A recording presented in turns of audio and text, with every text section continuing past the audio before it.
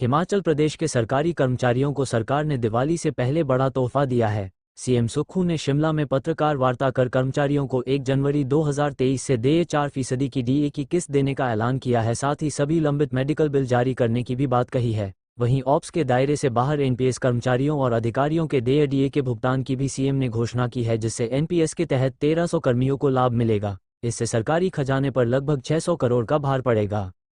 मुख्यमंत्री ने अक्टूबर महीने की सैलरी व पेंशन को 4 दिन पहले 28 को ही देने की घोषणा की है, जिसका भुगतान 1 नवंबर और 9 नवंबर को होना था। मुख्यमंत्री सुखविंदर सिंह सुक्खू ने कहा कि ट्रेजरी ओवरड्राफ्ट नहीं हुई है। मीडिया में गलत खबरें चली है। वित्तीय अनुशासन के लिए सरकार ने पिछले महीने कुछ आर्थिक बदलाव किए थे। हिमाचल प्रदेश में किसी भी तरह का आर्थिक संकट नहीं है, बल्कि वित्तीय स्थिति पहले से बेहतर हो रही है। विपक्ष बेवजह कांग्रेस सरकार की छवि खराब करने में लगा हुआ है, जबकि भाजपा ने चुनावों से पहले सरकारी खजाने पर चपत लगाई और बड़ी बड़ी घोषणाएं कर 5,000 करोड़ रुपए के करीब बोझ सरकारी खजाने पर डाला। पंजाब दस्तक के लिए सुरेंद्र राणा की रिपोर्ट। कल दशहरा है और दशहरे की आप सब लोगों को शुभकामनाएं। आज के जो प्रेस कॉन्फ्रेंस है उसमें मैं कुछ बातें आपके सामने रखना चाहता हूँ। पिछले दिनों विधानसभा सत्र था और विधानसभा सत्र के समय हमने एक स्टेटमेंट पढ़ी थी। उस स्टेटमेंट के अनुसार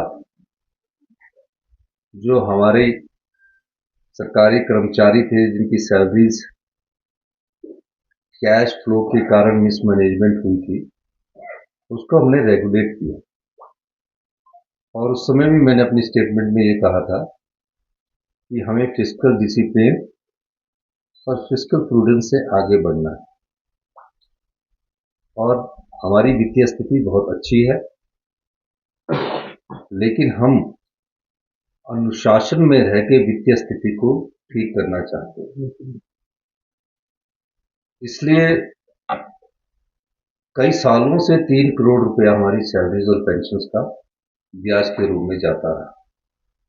हमने उसको ठीक किया और उस ठीक करने के बाद हमने ये कहा कि कुछ समय के लिए हमें अपनी सैलरी और पेंशन्स को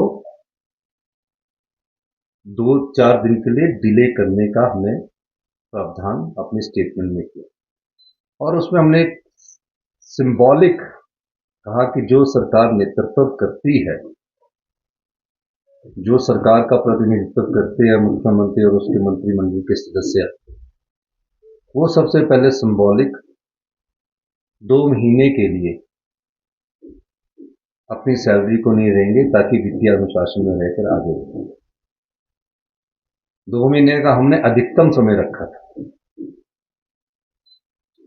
और 2 महीने से पहले जिस प्रकार मुख्यमंत्री के अलावा मैं एक फाइनेंस मिनिस्टर भी हूं, फाइनेंस मिनिस्टर के नाते मेरा अलग दायित्व है, मुख्यमंत्री के नाते मेरा अलग दायित्व है। उन परिस्थितियों को हमने बड़ी अच्छी तरह अध्ययन किया और मैं बार बार कहता हूं कि हम व्यवस्था परिवर्तन से आत्मनिर्भर हिमाचल की ओर जा रहे हैं। हम सत्ता में सत्ता सुख के लिए नहीं आए हैं, व्यवस्था परिवर्तन के लिए आए हैं। और इस संदर्भ में मैं आज ये कहना चाहता हूं कि दीपावली भी है और दीपावली की भी आप सब लोगों को शुभकामनाएं। और हिमाचल प्रदेश के सभी निवासियों को, प्रदेशवासियों को दशहरे की भी बहुत शुभकामनाएं और दीपावली की भी बहुत शुभकामनाएं। हिमाचल प्रदेश के जो सरकारी कर्मचारी हैं वो किसी न किसी रूप में प्रदेश की सेवा करते हैं। पिछले कई सालों से कई चीजों के लिए वो संघर्ष करते हैं। कईयों के मेडिकल बिल कई सालों से पड़े होते हैं, मेरे पास कई बार आए कि हमारे मेडिकल बिल दिला दीजिए। हमारी सरकार ने और मंत्रिमंडल ने हमने ये फैसला किया है, सरकारी कर्मचारियों के जो भी मेडिकल बिल होंगे उन्हें तुरंत प्रभाव से जो भी पेंडेंसी है उसको खत्म कर दिया जाए। उसके बाद प्रदेश सरकार द्वारा ओपीएस लागू करने से लगभग 1,15,000 कर्मचारियों को लाभ प्रदान किया गया है, ओपीएस लागू।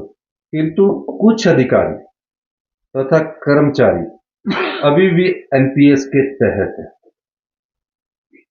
महंगाई भत्ते को नियमित रूप से न दिए जाने के कारण इनके एनपीएस अंशदान में यथोचित वृद्धि न होने के कारण इन्हें पेंशन संबंधी लाभ में भविष्य में हानि उठानी पड़ सकती है। जो 1300 के करीब हमारे सरकारी कर्मचारी हैं, उन 1300 के सरकारी कर्मचारी एनपीएस के तहत हैं। उनमें जो उनका अंशदान है उसमें वृद्धि के कारण उनको नुकसान होता है। और जो प्रदेश के चतुर्थ श्रेणी के कर्मचारी के जो वेतन एयर की अतिरिक्त किस्त ₹20,000 की अदायगी भी इस वित्तीय वर्ष में करने की मैं घोषणा करता हूं। इसी तरह प्रदेश के 75 वर्ष से अधिक आयु के पेंशनरों का पूरा बकाया एयर देने की भी घोषणा करता हूं। इस वित्तीय वर्ष में सरकार वेतन और पेंशन एयर पर कुल जो और भी कुछ हमने परसेंटेज बनाई है उसमें 202 करोड़ रुपए का खर्चा आएगा।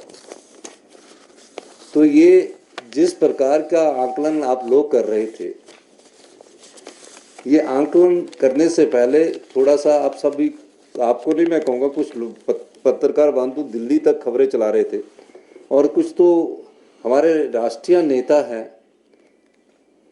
और फाइनेंस मिनिस्टर निर्मला सीतारमण भी है, वो तो फाइनेंस का पूरे रखते हैं। हमारी ट्रेजरी अभी तक ओवरड्राफ्ट नहीं हुई है। मैंने कहा कि पिछले साल हमने 2011 दिसंबर 2022 को जब हमने सत्ता संभाली, 1 महीने तक मैं और मुख्यमंत्री मुकेश अग्निहोत्री जी ने, जिस समय गंभीर वित्तीय स्थिति थी, उस पर चर्चा की। चर्चा करने के बाद हमने दृष्टिकोण अपनाया और आत्मनिर्भर हिमाचल की नींव रखी, जिसकी की पहले बजट में आपको कल्पना की। पर आपने उस बजट में, क्योंकि वो बदला हुआ बजट था, उस बदले हुए बजट को आपने सोचा पता नहीं किस दिशा में आगे बढ़ेंगे और 1 साल के भीतर 2023-24 में 2200 करोड़ रुपए का अतिरिक्त राजस्व कमाया। 2024-25 में उसमें कितने % की वृद्धि हो रही है वो 31 मार्च 2025 को पता लगेगा। लेकिन पूरे जर्नल में ऐसा लगा कि तनख्वाह देने के लिए पैसे नहीं है।